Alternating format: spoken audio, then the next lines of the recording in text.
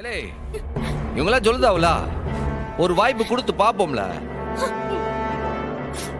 என்ன நடந்துற போது ஒண்ணு அவன் திருந்தலன் மட்டும் வச்சுக்க, அப்புறம் இருக்கு அவனுக்கு. அத்தோட முடிச்சுக்க வேண்டியதான். திரும்ப அவன் கூட எதுக்குல யோசிக்கின ஒரு வாழ்க்கைய. ஆனால் மாற மாட்டான. எனக்கு ஒரே தடவையில தெரிஞ்சு போச்சு. இந்த விஷ பரீட்சை வேண்டான. ஏலே அவன் இங்க வரட்டான், அவனுக்கு கடைசியா ஒரு வாய்ப்பு. இந்த வாட்டி ஏதாச்சும் எடக்கா செஞ்சான் பணமா தான் போவான். ரத்னா அவன் சொல்லிட்டான்ல, அப்புறம் என்ன? அப்பாடா, முதல் தடவையா நீ ஒரு நல்ல முடிவு எடுத்திருக்கடா. இது போது எனக்கு. பாருல, இந்த முடிவு எடுக்க வச்சது நீயும் அண்ணனும் தான். பக்கவாதி வாசிக்க அப்ப நிக்கான அவரும் தான். ஒரு வேளை அவனால இங்க ஏதாச்சும் தப்பு கிப்பு நடந்துச்சு, அதுக்கு நீங்க 3 பேரும் தான் பொறுப்பு. முக்கியமா நீ தான் பொறுப்பு. பாத்துக்க. அவ்வளவுதானே? இதனால வர நல்லது கெட்டது எல்லாத்தையும் நான் பாத்துக்கிறேன். நீ சரின்னு சம்மதிச்சுட்டே இப்போதைக்கு போதும். இங்க நான் ஒருத்தர் இருக்கிறத பத்தி யாருக்கும் கவலை இல்லைல்ல.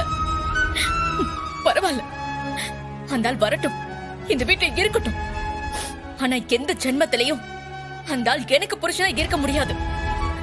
அக்கா, இன்னும் என்னத்துக்கு இம்பிட்டு கோவப்படுத? என்ன இருந்தாலும் நீ அவரை லவ் பண்ணி தானே கல்யாணம் பண்ணிக்கிட்ட. வாய் மூடிட்டி. நண்டு சிண்டல எனக்கு பத்தி சொல்ல வந்துருச்சுங்க.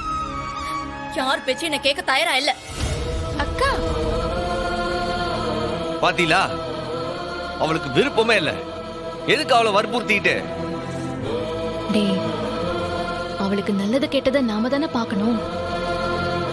இதுல ஒரு முடிவு தெரிய வேண்டாமா? வெங்கடேஷ் இங்க வரட்டும், இங்க இருக்கட்டும். நல்லவரா ஆயிட்டாருங்கிற நம்பிக்கை வந்துட்டா ரத்னாவை சமாதானப்படுத்தி சேர்த்து வச்சிடலாம்டா. இல்லனா நிரந்தரமா பிரிச்சுக்கலாம். சரியா? என்ன முடிவெடுக்கிறதுன்னு தெரியாம இருக்கிறத விட இதான் எனக்கு சரின்னு படுது. தாராளமா போடட்டும். இந்த முடிவை உன்னால தானே எடுத்திருக்கே. இது மட்டும் தப்பா போட்டான், நானும் ரத்னா உன்னை சும்மா விட மாட்டேன். பாத்துக்க. தப்பா போகாதுங்கிற நம்பிக்கை எனக்கு இருக்கு. நீ தைரியமா இரு. பாப்பா. ஆண்டவா, இப்போ அவனுக்கு நல்ல புத்தியை கொடுத்தியே.